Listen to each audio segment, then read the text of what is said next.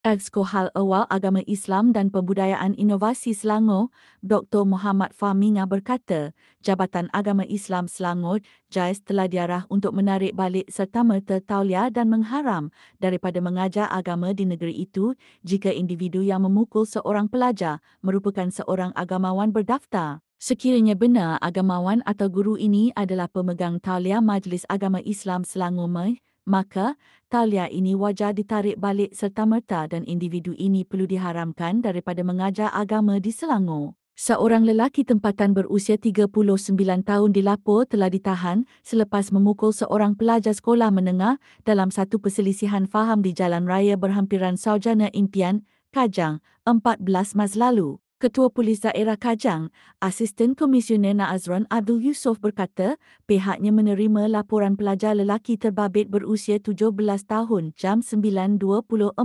malam yang memaklumkan dipukul suspek kira-kira pukul 2.15 petang. Fahmi menyeru semua agamawan dan guru yang telah diberikan tauliah mengajar MES di Selangor agar menjauhi segala tindakan ganas yang boleh merosakkan imej kesederhanaan pada para agamawan ataupun guru. Segala tindakan haruslah berdasarkan akhlak mulia, pertimbangan yang rasional serta mengikut asas perundangan yang berkuat kuasa.